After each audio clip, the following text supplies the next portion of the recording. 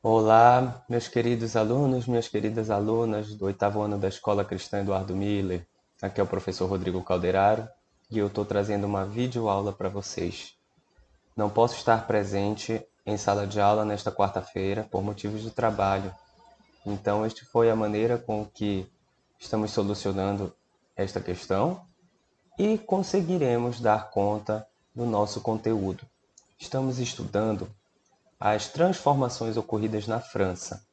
Todas elas, como vimos, fruto do Iluminismo, que influenciou o século XVIII, e também das transformações que estão acontecendo na Inglaterra, que foi material do nosso estudo na primeira avaliação. Turma, a gente estudou como era a França no Antigo Regime, como o absolutismo impactava fortemente a vida dos franceses durante os séculos XVII e XVIII.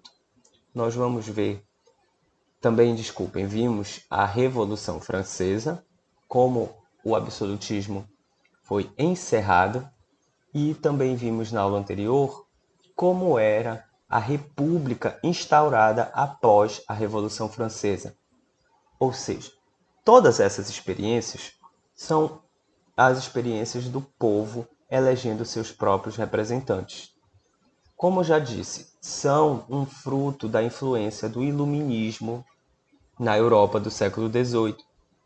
Vimos que muitos pensadores franceses, como Jean-Jacques Rousseau, Voltaire, Diderot, René Descartes, todos eles influenciaram a forma de pensar.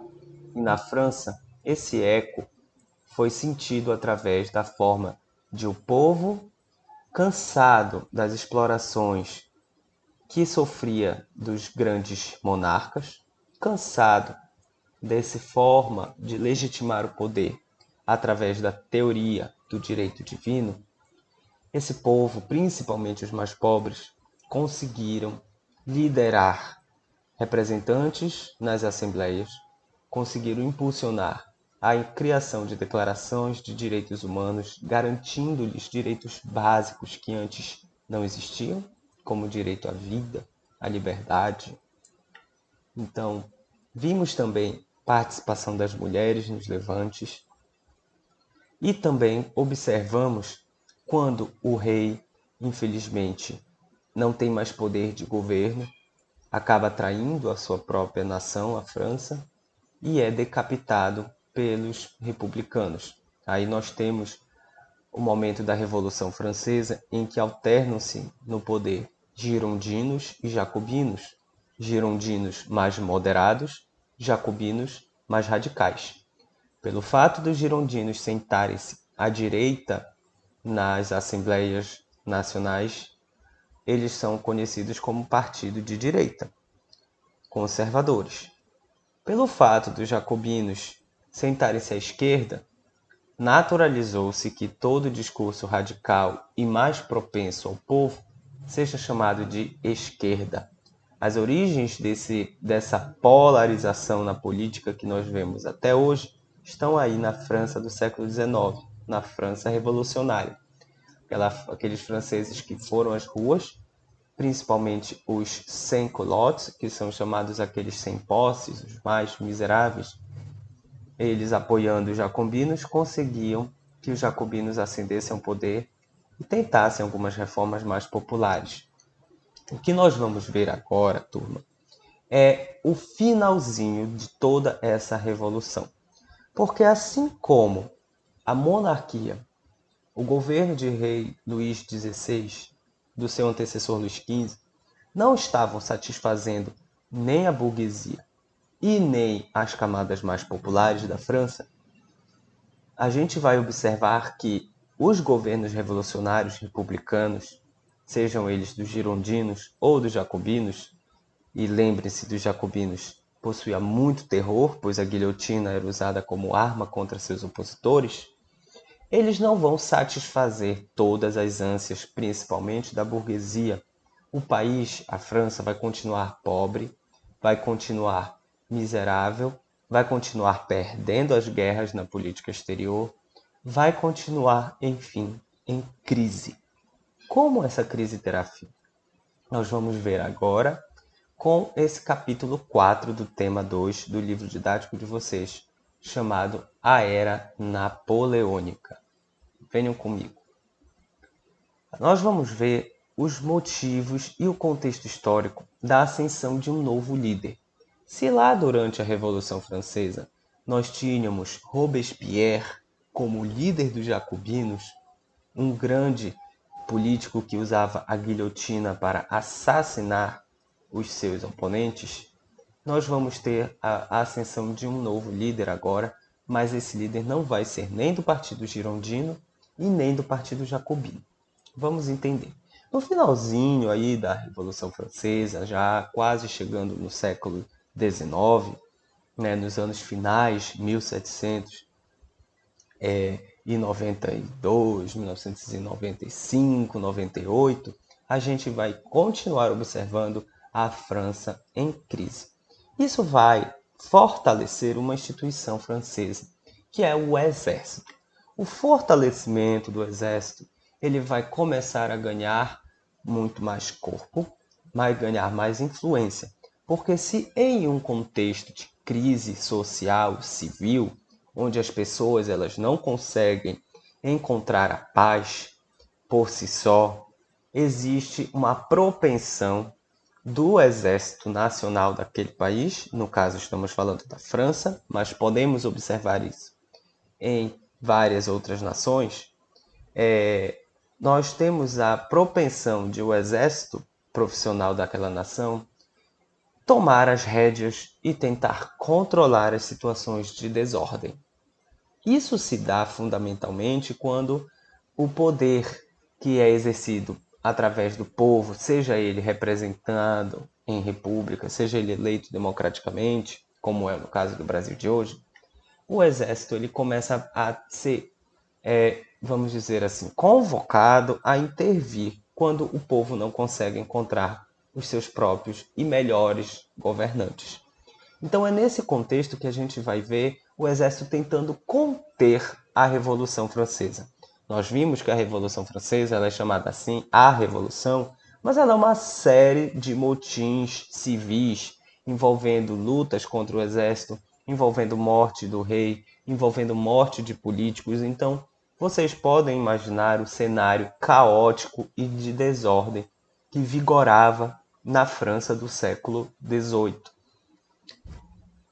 Além disso, já citei, a França vivia uma grave crise financeira e política e sucessivas derrotas militares em guerras com outras nações, principalmente com a Inglaterra, sua grande rival. Então, diante desse cenário que não melhorava, mesmo com a deposição do rei, mesmo com o fim do absolutismo, mesmo com os ideais de liberdade, igualdade e fraternidade norteando aí os governos republicanos, a gente vai ter uma sucessão de golpes que vai culminar na ascensão de um novo líder. Essa sucessão tem início ali em 1796, quando uma figura tenta dar o golpe chamado Conjuração dos Iguais. É uma remanescência da tentativa de novamente democratizar o acesso aos direitos políticos e à terra. É um golpe que vai tentar favorecer os mais pobres, que já estavam muito enfraquecidos, Os sans-culottes já não tinham mais força suficiente para apoiar os jacobinos já não tinham mais força suficiente para fazer valer os ideais dos mais pobres. Então, a conspiração dos iguais vai ser a tentativa de restaurar, de fazer ali novamente uma divisão das terras para os mais pobres, a fim de favorecer essa camada popular na França. Não vai ter jeito. Essa conspiração vai ter que ser sufocada pelo exército, e aí o exército vai dar um golpe chamado 18 do Frutidor. O golpe do 18 de Frutidor nada mais é do que o golpe que ocorreu no dia 18 do mês Frutidor. Nós vimos que com a Revolução Francesa foi inaugurado um novo calendário, com o intuito de estabelecer uma percepção no povo de que a França estava vivendo um novo tempo. Então esse calendário gregoriano, baseado em meses de janeiro a dezembro, em meses com 28, 30 e 31 dias, ele vai deixar de existir durante a Revolução Francesa e ele vai receber os meses vão receber novos nomes, O ano 1 vai ser o ano de 1789, o ano da Revolução, né? E por aí vai. O 18 do Frutidor é mais um dia em que o exército vai dar um golpe. E esse golpe do exército ele vai instituir uma nova maneira de governar, que vai ser chamada de consulado. Nós vamos ver mais detalhes do que foi o consulado no próximo slide, tá? E na próxima página do livro de vocês. Então, o que foi o consulado? O consulado ele era basicamente uma forma de governar instaurada pelos militares. Dentro do próprio consulado vai haver outro golpe, o golpe do 18 do Brumário, em 1799. É nesse golpe que vai ascender um novo líder, chamado Napoleão Bonaparte. É Napoleão Bonaparte que vai passar a governar a França a partir de então. Nós vamos ver detalhes de como Napoleão ascende de fato ao poder, mas é através do golpe de 18 do Brumário que a revolução de fato é sufocada. É aí que marca o fim da revolução feita pelos populares e a gente vai ter aí uma ascensão dos governos burgueses. Pormenorizando o governo do consulado, eu trouxe essa imagem com 3 figuras e está centralizada a figura de Napoleão Bonaparte. Esse é o líder que vai levar a França para a continuidade da República da Revolução Francesa e vai estabelecer um certo período de melhoras civis e econômicas nesse país. O governo republicano, a gente tem que entender, desculpem, do consulado, ele tem forte influência de ideais republicanos e a presença de um forte militarismo. Afinal, estamos falando de um governo de 3 pessoas oriundas do exército. São chamados os cônsules, né? Ou um cônsul, 2 cônsules, 3 cônsules. Cônsules é o plural de cônsul. O cônsul é um título dado a uma pessoa que é, vamos dizer assim, chefe, né? Um chefe de estado. E aí, esses 3 cônsules, eles eram responsáveis por criar as leis, controlar o exército. Eles também eram os responsáveis pela nomeação de funcionários do governo e eram eles que administravam a política externa da França.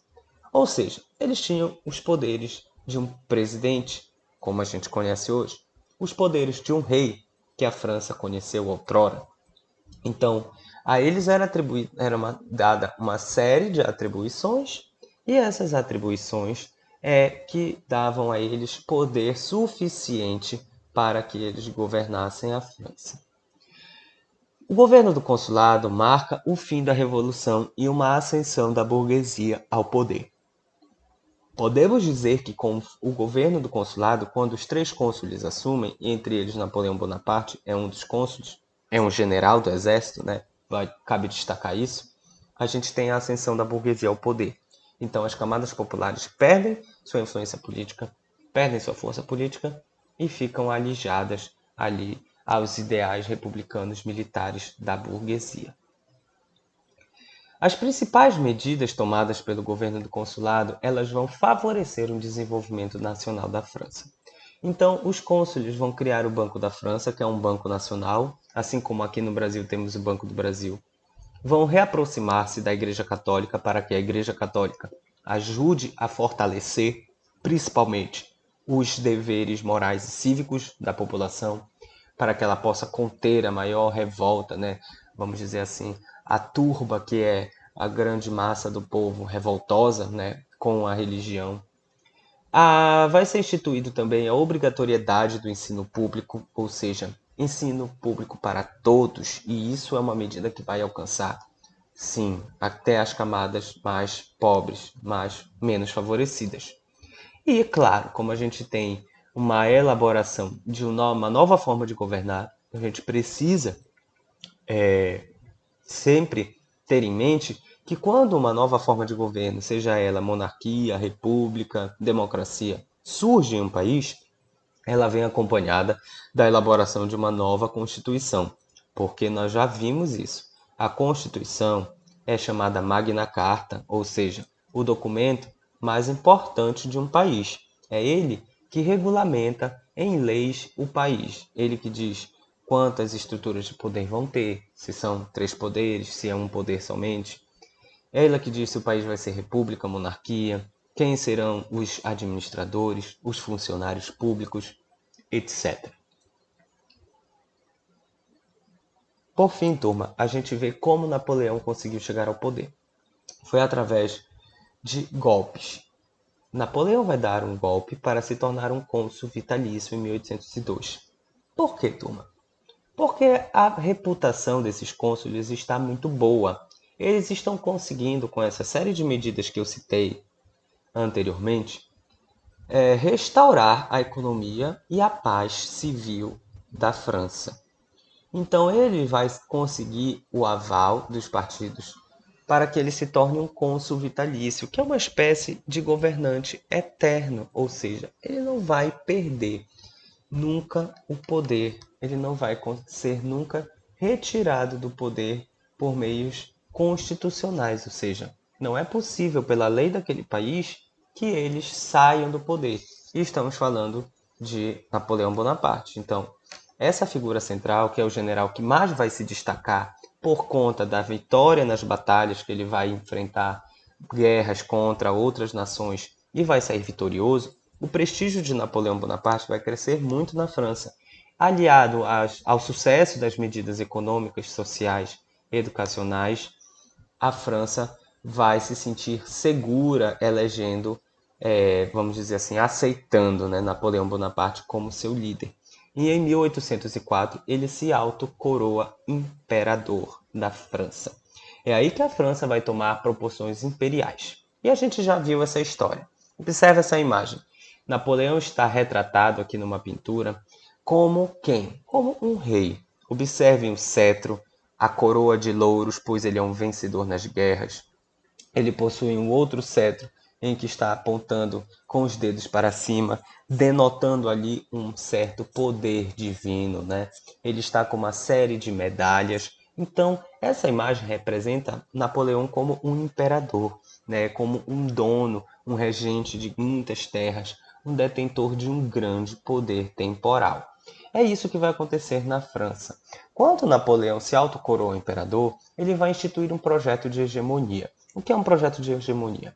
Seria um projeto de transformar a França em uma potência, ou seja, em um país que se destaque economicamente através do poder de guerra, né, poder bélico, se destaque no ensino, se destaque, enfim, em várias esferas sociais. Transformando a França nessa potência, ele começou a aplicar esse projeto de modo a tentar conquistar outros territórios, unificando a Europa sob o domínio francês. Ou seja, a tentativa de Napoleão, ao criar um império, era estender esse império a toda a Europa e subjugar a Europa à França. Estender, então, o idioma francês, a política francesa, né? Todas as características nacionais da França seriam estendidas a toda a Europa. Através de como? Da conquista de territórios. Então Napoleão vai empreender uma campanha de guerras e principalmente tentar invadir a Inglaterra, que é historicamente a grande rival da França. Só que a Inglaterra ela é bem difícil de ser invadida, porque a França situa-se na porção continental da Europa. Já a Inglaterra é insular. A Inglaterra é uma ilha, então é muito difícil de chegar à Inglaterra. Por isso que a Inglaterra tem a marinha mais forte do planeta. Ela tem os navios de guerra mais poderosos, o maior número de navios, porque, obviamente, a rainha defende a Inglaterra através do mar.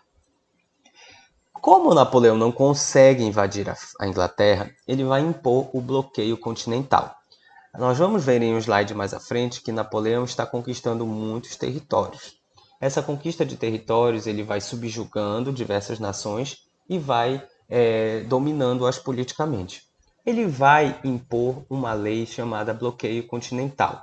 É um decreto que vai ser assinado em Berlim, né? Ele está conquistando a Alemanha nesse período, e que vai proibir que qualquer território europeu dominado pela França comercialize com a Inglaterra. Até aqueles que não estão sob o domínio bélico da França vão ser impedidos. E aí a gente tem um país dois países, mais especificamente, que têm certas relações comerciais com a Inglaterra e que também estão ali situados mais próximos. É a Espanha e Portugal. Bem, esse bloqueio continental ele tem a função de isolar a Inglaterra. Evitar com que as demais nações europeias comercializem com a Inglaterra é evitar que a Inglaterra se fortaleça, consiga se manter. E assim ele queria enfraquecer essa nação para conseguir invadi-la. No entanto, algumas nações vão furar esse bloqueio, né? Vão furar a tal da quarentena. Então, Portugal, por exemplo, vai ser um desses países e vai sofrer graves consequências. Dom João vai desobedecer às ordens de Napoleão Bonaparte e vai manter relações comerciais com a Inglaterra. E então, Napoleão vai ameaçar invadir Portugal, e isso vai culminar, turma, no episódio que é conhecido como a vinda da família real portuguesa para o Brasil. Isso aconteceu no ano de 1808. Então, nós vamos estudar isso bem mais detalhadamente no segundo semestre em História, quando nós terminarmos aqui essas mudanças na França, o próximo tema que é o capítulo das independências, e a gente for estudar a independência do Brasil em si, a gente vai ver esse tema que é a vinda da família real, mas que está ligada a esse contexto. Napoleão está ameaçando invadir Portugal, e quando ele tenta realmente invadir, os portugueses fogem de Portugal, a família real portuguesa foge em diversos navios com toda a corte, né, toda a família do rei Dom João, e vem se instalar no Brasil, instalando aqui a sede do governo português. Mas isso é matéria lá para as nossas próximas aulas. A gente vê aqui nesse slide o domínio da Europa que todo que está pintado em laranja e em verde é o domínio da França. Onde está pintado em verde nesse slide é o Império Francês, ou seja, a sede do Império. O que está pintado em rosa e em laranja são territórios que estão sob o domínio da França. E o que está pintado ali em roxo são territórios que estão em guerra com a França. Então a gente vê que a França estava em uma grande trincheira de guerra, tentando conquistar novos territórios. Territórios na Prússia, que vem a ser um pedacinho do que é a Rússia, né, hoje em dia. Territórios da Rússia, territórios da Alemanha, né, territórios ali da Áustria, da Hungria, territórios de Portugal, da Suécia e da Grã-Bretanha, Reino Unido, né, Inglaterra e Irlanda. Então, o domínio da Europa é a principal campanha napoleônica. Ele vai estender-se por fazer muitas guerras. A gente vai ver que é aí que é a ruína. Mas primeiro a gente vai entender alguns aspectos que o material, o livro didático de vocês traz. Traz aí um tópico chamado Guerra Peninsular, que ele explica que a conquista da Espanha, ou seja, Napoleão conquistou, como a gente pode ver aqui no slide, tá laranja, Madrid, Espanha, foi conquistada. E ele nomeou um irmão dele, José Bonaparte, para o trono espanhol. Esse controle da Espanha durou de 1807 a 1814. Foram necessários que a nação espanhola se aliasse à Igreja Católica para conseguir expulsar José Bonaparte, irmão de Napoleão, do poder e restaurar a soberania madrilenha. O que acontece, então? Eles tinham conseguido dominar a Espanha e tinham conseguido ameaçar Portugal de invasão. Como a família real fugiu de Portugal, a guerra não teve mais sentido, né? A gente vai ver isso mais lá na frente, que Dom João vai dar um golpezinho de mestre aí em Napoleão Bonaparte. Então, como ele já não conseguiu mais conquistar a Espanha, perdeu, ele vai tentar a campanha de guerra na Rússia. E a campanha na Rússia ela é muito importante para a derrota de Napoleão. Ele vai invadir a Rússia em 1812 com um exército composto de mais de 600 mil soldados, entre eles franceses, espanhóis, italianos, de diversas nacionalidades. Só que quando ele entra em guerra com a Rússia, o governo russo ele vai adotar uma tática que se chama terra arrasada. Essa tática ela funciona da seguinte forma. Quando Napoleão ia conquistando as cidades na Rússia, essas cidades que eram conquistadas, elas, em vez de elas se renderem, elas destruíam, né, os próprios russos destruíam tudo que existia ali naquela cidade como os mantimentos, riquezas, etc., a fim de evitar com que a França tomasse aquela cidade e conseguisse se manter. Nós estamos falando de um país que é a Rússia, que é composto por uma larga extensão de terra e é um país muito frio. Então, quando os franceses iam avançando para dentro da Rússia e chegaram até a vencer uma cidade que fica logo antes de Moscou, a capital da Rússia, ou seja, abriu o caminho para eles conquistarem a capital da Rússia, eles não tinham condições de ir avançando e se mantendo, porque à medida que o governo a Rússia ia perdendo as batalhas, ela ia destruindo as cidades para que Napoleão não se apoderasse das riquezas dessa cidade. Isso se chama tática de terra arrasada. O que favoreceu também a derrota da França nessa campanha da Rússia foi a rigorosidade do inverno de 1812 a 1813. O inverno ali na Rússia foi tão rigoroso e tão também na Europa como um todo, que à medida que os franceses conseguiam chegar em Moscou, eles já chegaram lá, o inverno estava tão rigoroso que a população toda da Rússia tinha ido embora da capital. Então, ali eles não tiveram nenhuma resistência para invadir a capital da Rússia. Só que lá nesse inverno eles passaram muita dificuldade. Como eu lhes falei, a Rússia destruía as cidades, então isso impedia com que os franceses conquistassem riquezas e saqueassem as cidades.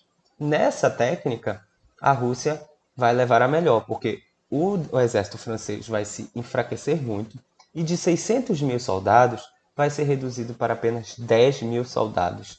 Só a França vai perder 500 mil soldados nessa campanha contra a Rússia. Então é uma guerra que dá muito errado, deu muito ruim para Napoleão invadir a Rússia. Se aproveitando disso, algumas nações como a Inglaterra, a Áustria, a Rússia e a Prússia vão se unir, cientes do enfraquecimento do exército da França, e vão entrar em guerra, vão atacar o exército francês na cidade de Leipzig, na Alemanha, e vai ser conhecida como a Batalha das Nações. Nessa Batalha das Nações, Napoleão vai ser oficialmente derrotado e, como consequência da sua derrota, ele vai ser feito prisioneiro, vai ter que abdicar ao trono, né? Vai ter que abdicar ao governo francês e vai ser exilado na ilha de Elba. Então, ele vai ser expulso da França e vai viver exilado por 2 anos na ilha de Elba. Vai ficar ali pensando na vida dele, né? Pensando em como ele vai retomar o poder.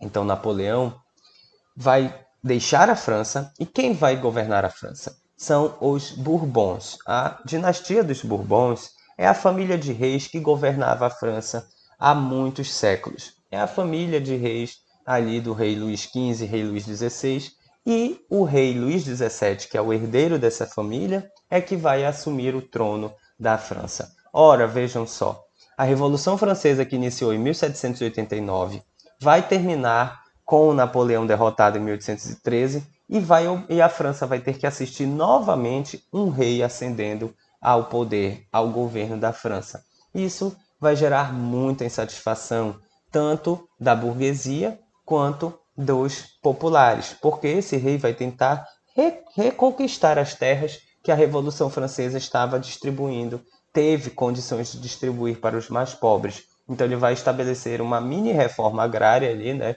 Uma tentativa de recuperar as terras que foram distribuídas para a população, e ele vai gerar um descontentamento tão grande que 2 anos depois Napoleão vai conseguir fugir da ilha de Elba e vai chegar na França e ser muito bem recebido, tanto pela burguesia quanto pelas camadas mais pobres. Elas vão ver no retorno de Napoleão a possibilidade de expulsar esse rei francês aí, Luís XVII.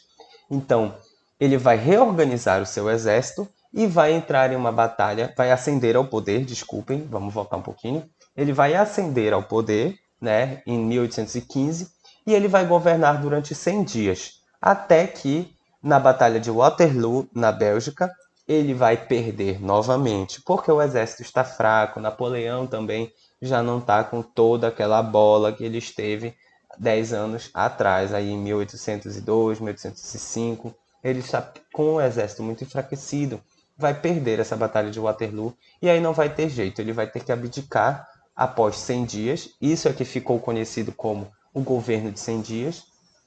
E ele vai ter que ser exilado na ilha de Santa Helena, lá na Inglaterra, e os ingleses vão fazer a guarda dele, não vão deixar ele fugir, e ele vai morrer lá nesta ilha mesmo, no ano de 1821.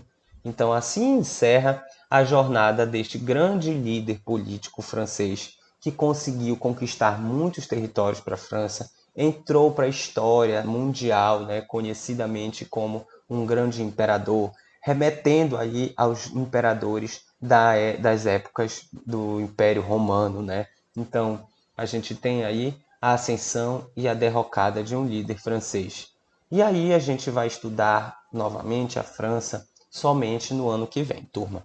A gente termina por aqui a ascensão desse líder. Vimos como a Revolução Francesa influencia diretamente a ascensão deste líder. Vimos as principais conquistas baseadas no forte militarismo, na campanha de conquista de territórios e tudo isso que realizou Napoleão. Elevou muito o moral da França. A França se tornou uma grande potência a partir aí das atuações de Napoleão Bonaparte.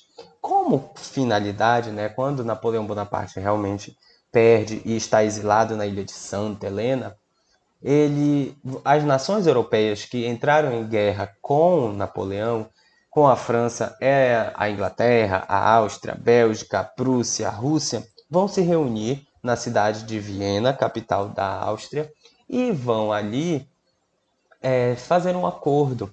Esse acordo ficou conhecido como Congresso de Viena. É nesse Congresso de Viena que foi decidido a punição de Napoleão Bonaparte. A França também estava presente nesse Congresso de Viena, mas ela estava presente como para receber a sua punição, né? Vamos dizer assim, ela estava ali nesse congresso para receber o castigo dela por ter provocado tamanho alvoroço na Europa durante 20 anos, né? Então, quando Napoleão chegou ao poder, vocês viram, ele causou um alvoroço, conquistou diversos países. Então, todos os países que se sentiram lesados vão se reunir nesse Congresso de Viena. E aqui nessa imagem a gente pode ver que tem todos os chefes de Estado, né, de cada país. A gente vê essas peruquinhas brancas que eram usadas pelos altos governantes, né? E vai ter duas finalidades esse Congresso. Restaurar os governos, né, que estavam no país antes de Napoleão invadir e as fronteiras antes da Revolução Francesa. Então, o Congresso de Viena teve como fundamento desfazer as conquistas militares de Napoleão Bonaparte, enfraquecer a França. Então, a França ia perder no Congresso de Viena, ela perde todos os territórios que conquistou. Então, tem que devolver ali a Espanha para os espanhóis, a Áustria para os austríacos, a Prússia para os prussianos, e etc.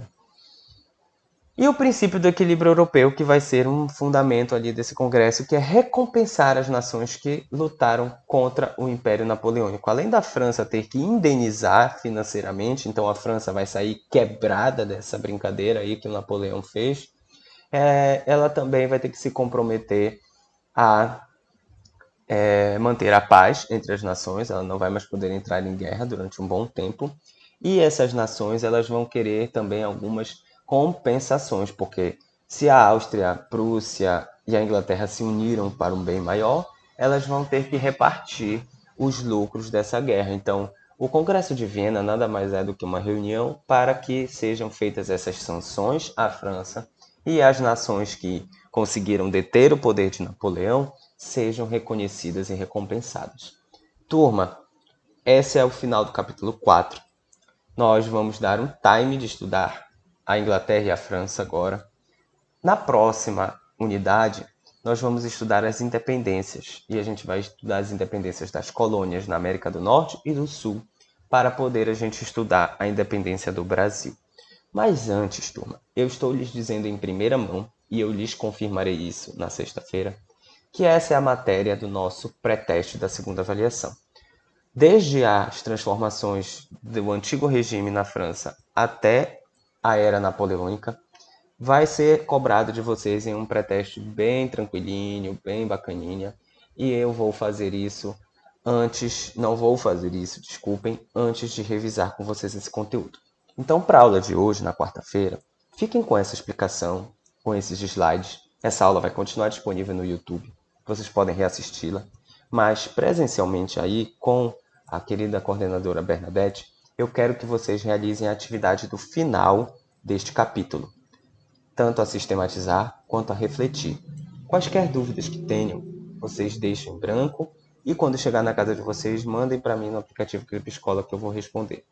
A atividade panorama, que é a atividade que fica ao final do tema no livro de vocês, ela é para casa. É fundamental que vocês resolvam essa atividade panorama, porque é dali que vão sair as principais questões do pré-teste. Então, não é uma atividade de casa que vai beneficiar vocês. Vocês vão ver como estão. Vamos dar para avaliar aí o acompanhamento de vocês nesse assunto. E vamos ter aí uma revisão também para o pré-teste baseado nesse panorama. Então é fundamental que vocês façam durante a semana essa atividade para na próxima semana, quando eu já estiver presencialmente aí com vocês, a gente revisar para o pré-teste através do panorama. Estamos fechados? Turma, fiquem com Deus. Desejo que estejam todos com saúde e até a nossa próxima aula. Tchau, tchau.